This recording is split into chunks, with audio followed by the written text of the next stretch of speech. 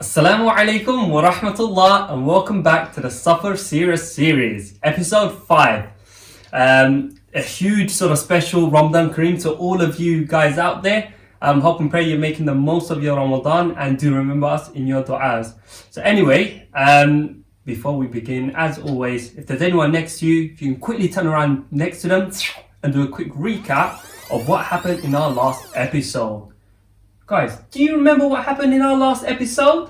I do remember some of it, but it's scary to say it. What do you remember, Habiba?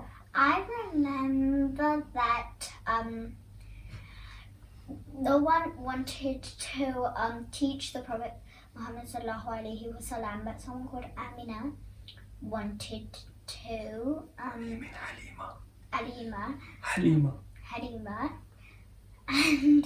And babysitted him, and all these special things were happening, but then someone went and washed his heart, so then Halima saw him pale sitting by the side, so decided to take him home with his mother, and him and his mother went on a journey, but apparently they weren't able to make it because Muhammad sallallahu alaihi wasallam's mum died, and then his grandfather had to babysit him, but then apparently he died, so then his uncle had to.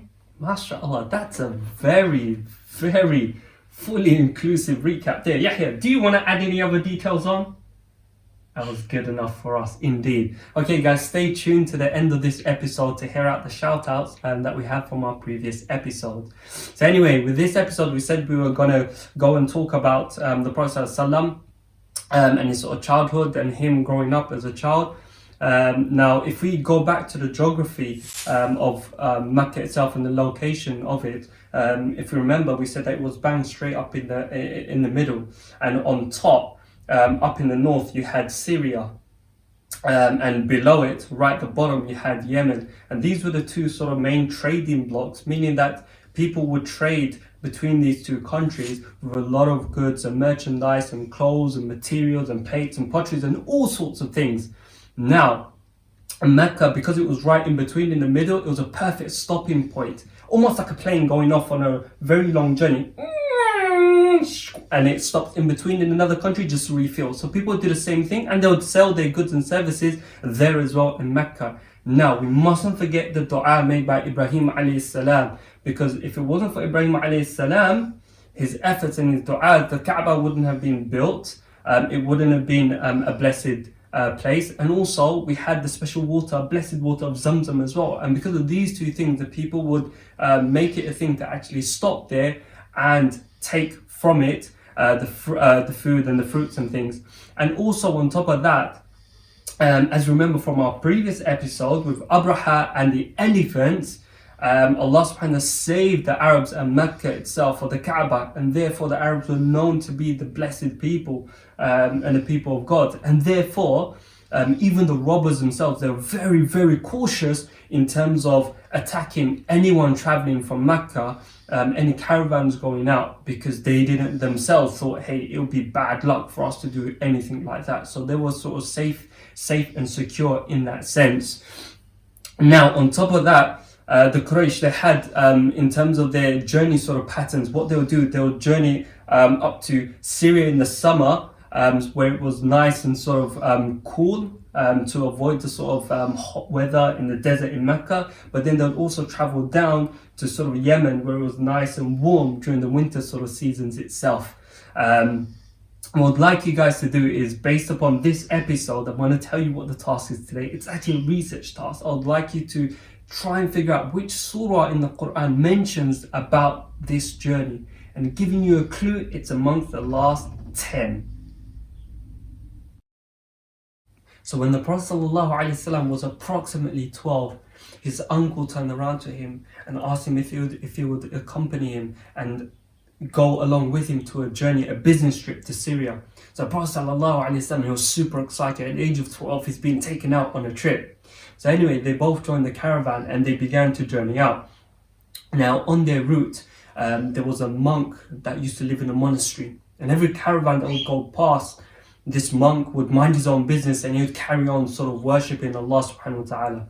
Now, when this specific caravan started to go by, this monk, he stopped in his tracks as he looked at them and he found something very interesting. He looked with very big googly eyes and he thought, this is very peculiar, very, very interesting. Now, what was exactly interesting? He wanted to find out if this was it, if that time had actually come. So he listened and he watched them very attentively, and then he done something that he never normally does. He stopped for a moment and he prepared some food and he decided to invite them to come and join in and partake in with the food itself. So now, and obviously the travelers, they were super excited. They came along and they started to eat the food. Now they had left Muhammad sallallahu alaihi wasallam behind to look after their animals. So as Bahira began to go around, he noticed that the one he was interested in, the person wasn't there. So he said, "Is this everyone? Or have you left someone behind?" So they turned around and they said, "No, we left a young boy behind." So he said, "Bring him here next time. I would like to meet him." So they thought, okay.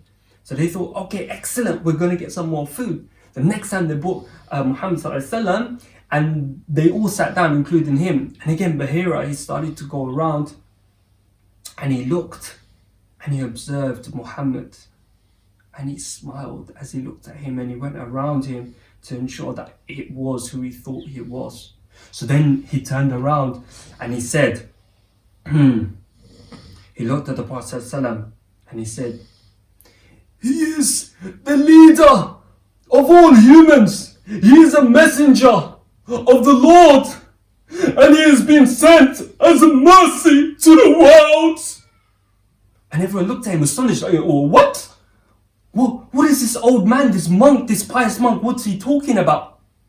So then he began to say, "As you walked along, all the little stones and trees, they bowed down in prostration. They prostrated towards him. And they never do this. They never do this except to a prophet. And then when I looked at him, just below his shoulders is that sign. It's the last seal of prophethood, which is mentioned inside our books. It is the one we've been waiting for." And he was so excited. Then he looked at Abu Talib and he said, "Who is he to you?" And Abu Talib, straight away, being his uncle, someone who loved him and treated him like his own son, he said, "He's my son." So Bahira said, "It can't be, it's impossible. His father cannot be alive." So Abu Talib turned around and said, "Well, I'm actually his uncle. Because I treat him like my own son, therefore I called him my son. His father passed away when he was young." Bahira smiled and said, "You have spoken the truth. But you must listen to me, and listen to me very carefully. It is very important that you do not continue with this journey. You take this special boy and you take him back to Mecca. For verily the people in Syria, if they find out who he is, then they will cause great danger to him. Please take him back."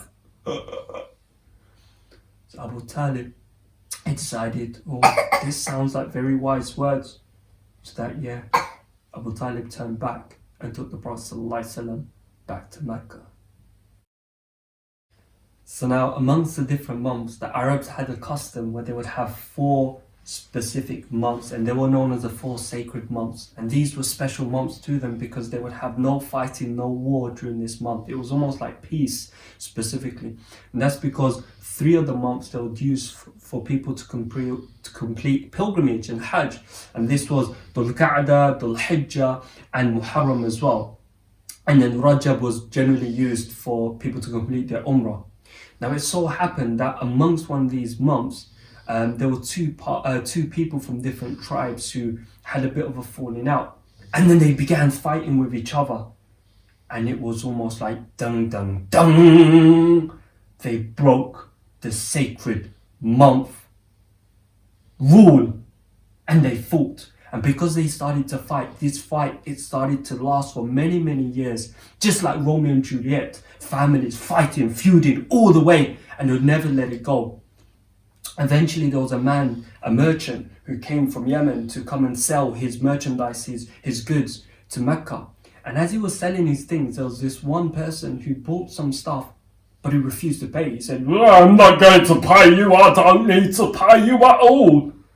So he thought, what? You're conning me. You're not giving me the money you're supposed to give me. He said, I'm not going to give you anything. So this man felt really sad, this merchant. He thought, he's wronged me.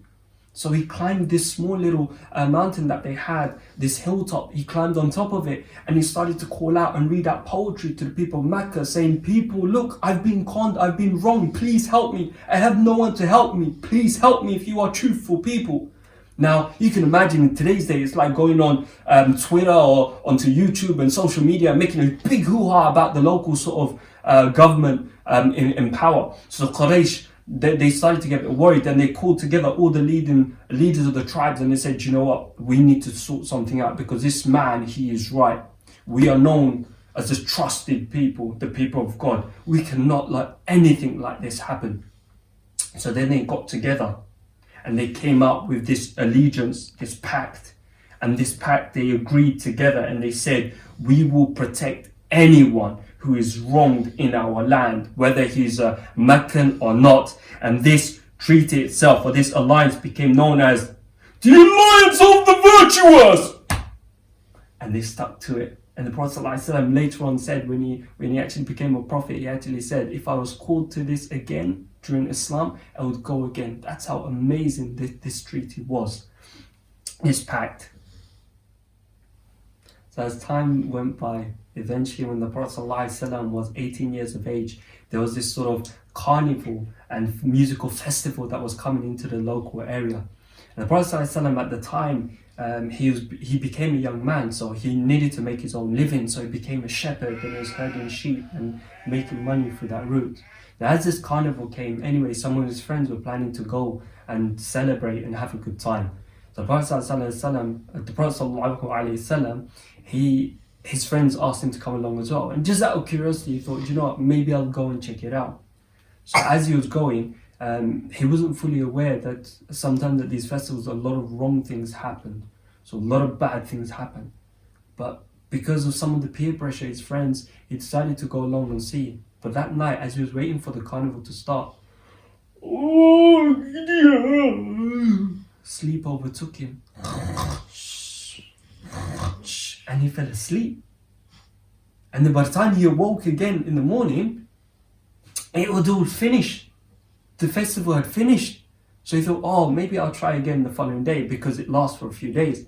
So the following day, the same thing happened, where he fell asleep just before the actual music and carnival started. So by the time he woke up, again, it was finished. So he thought to himself, because he was, subhanAllah, he was blessed with a lot of intelligence, he knew that maybe something isn't right. He didn't feel right. And therefore he decided not to try ever going again. And this was just a sign how Allah subhanahu wa ta'ala, he protected the Prophet through his childhood to a young adult, and even when he became a prophet as well. Allah subhanahu wa ta'ala protected him all the way throughout the journey of his life. And time for our shout-outs. So again, if I just quickly grab the pad, shout out today goes to Hafsa, Khadija and Aisha, who sent in work for 2 different episodes. Again, for the first ones, we can see this beautiful poster here, and very lovely, mashallah, where we can see the elephants going towards the actual palace itself. And the second one as well, again, lovely poster there by Hafsa, where we look at the actual palace, where it was nice and beautiful, clean. You can see all the different colored gems, and then you can see when it's been disfigured as well and defaced. And then the third one there by Khadija, mashallah, where she's drawn a huge sort of palace there with the main sort of Mahmud elephant there. Absolutely amazing, mashallah. They've also sent in some letters as well from our previous, from our last episode, where we asked you guys to write in and sort of express how you'd feel if you were an orphan, and what you can actually say. So again, if we just take a quick look at what they've sent in to us. Yahya, would you like to read out this one for us? Oh. If I Lost lost my mother and gather father. father, I would be extremely upset and Sad. and would pray to Allah to let them into Jannah. Oh, mashallah, such a beautiful and sweet message there in terms of how they'd feel and the du'as that they'd feel for the parents. And this second one from Khadija. Habiba, would you like to read that one out for us? If I lost my parents, I would be so sad and unhappy because I love them. Oh, again, super sweet. And this is one of my favorites, mashallah. The look on that face. Oh. Anyway, guys, hope you've enjoyed today's episode. Join us in our next episode where we look at the Prophet ﷺ as a young man and his marriage to his beloved Khadija radiallahu anha. And also a reminder about the research task for today, and try and figure out which surah is amongst the last 10 that talks about the journey that used to take place between Quraysh. Okay, guys. Assalamu alaikum wa rahmatullah. Happy Ramadan! Happy Ramadan, and I hope you have enjoyed breaking your fast. Bye. Bye! Assalamu alaikum rahmatullah.